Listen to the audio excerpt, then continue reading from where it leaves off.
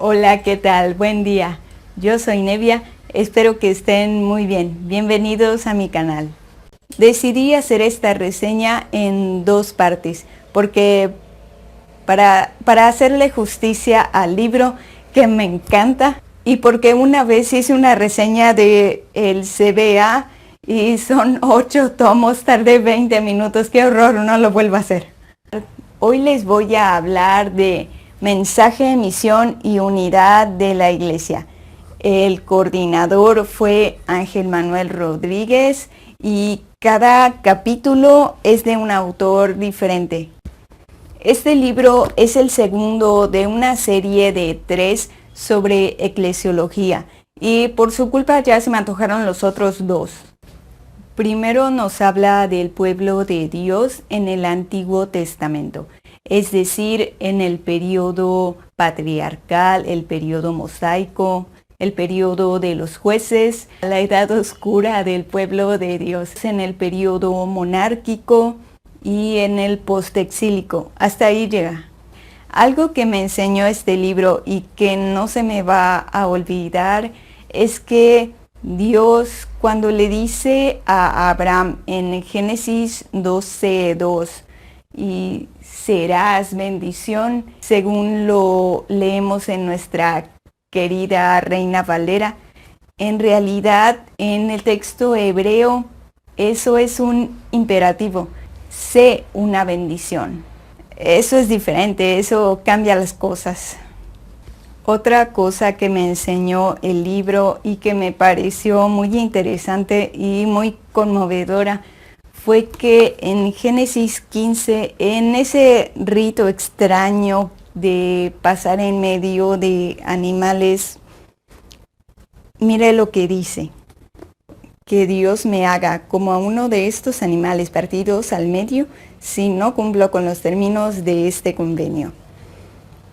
Puesto que es Dios quien camina entre las mitades de los animales, se sugiere que aquí Dios invoca una maldición sobre sí mismo si no cumple con su promesa.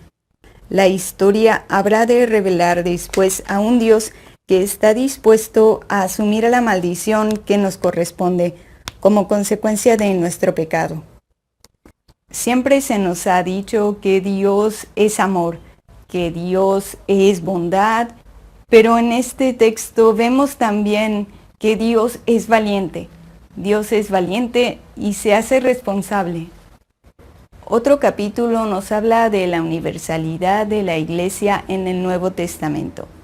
Y es que hay cartas en las que se enfatiza a la Iglesia local, pero también hay cartas en las que se enfatiza a la Iglesia universal. El Nuevo Testamento enfatiza la unidad, porque las iglesias intercambian saludos, compartían documentos, mostraban hospitalidad y apoyaban a cristianos que eran perseguidos y que no pertenecían a su iglesia local.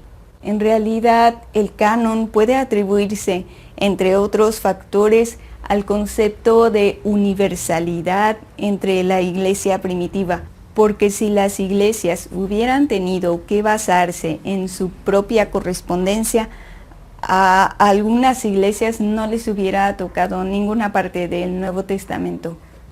Hay un capítulo que está encantador. Nos habla de las metáforas bíblicas de la iglesia. Ya sabe, la iglesia es como un cuerpo, la iglesia es como un edificio, la iglesia es como una familia, una esposa, la iglesia es como un ejército, la iglesia es como un campo o una viña o una vid. Y escuche esto: la metáfora no es un mero adorno del lenguaje, no es un juego afortunado de palabras, ni un gracejo o adorno añadido al poder del lenguaje. En vez, la metáfora es el principio omnipresente del lenguaje, pues el lenguaje mismo es metafórico. Y una metáfora simplemente ilustra el funcionamiento del lenguaje y pensamiento humanos como un todo.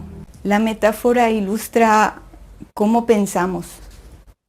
Hay un capítulo que nos habla de la misión en el Antiguo Testamento. Y es que algunos estudiosos han pensado que hablar de misión en el Antiguo Testamento es contradictorio. Pero recordemos algo, no leamos el Antiguo Testamento con los mismos anteojos con los que leemos el Nuevo Testamento.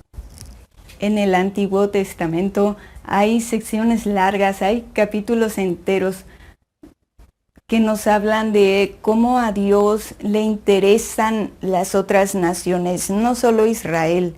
Y no es un versículo rebuscado que esté por allá escondido. No, son secciones grandes. Y eso me parece encantador. Hay un capítulo sobre la misión en Daniel. Es que a los adventistas les encanta el libro de Daniel.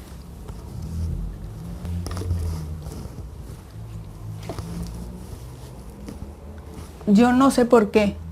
Daniel fue un muchacho que fue llevado cautivo de Jerusalén a Babilonia. Es decir, fue un profeta en una nación que no era la suya. Pero habló con referencias culturales bien conocidas, de modo que sus destinatarios podían entender. Por ejemplo, la gran imagen, el gran monte, el gran árbol. Los babilonios también estaban familiarizados con los animales como motivos artísticos míticos. Y esto nos enseña a dar el mensaje en términos entendibles para nuestra audiencia. Hay un capítulo sobre la misión en el Apocalipsis. Es que hay muchos comentarios sobre Apocalipsis, pero suelen pasar por alto la misionología porque se enfocan en una iglesia en luchas externas e internas. Pero claro que hay términos misionales aquí.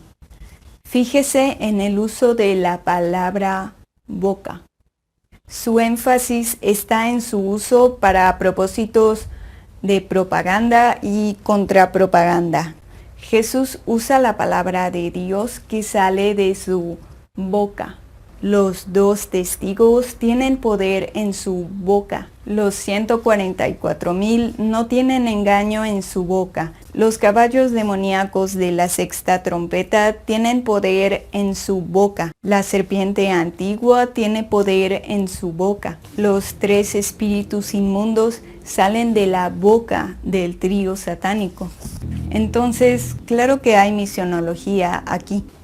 Otra cosa que el libro nos hace notar es que seguro usted conoce Apocalipsis 14 y el mensaje de los 3 ángeles y probablemente usted se imagina a los ángeles así, pero en el lenguaje tipológico que usa Apocalipsis, los ángeles representan un pueblo que tiene un mensaje especial en un tiempo especial.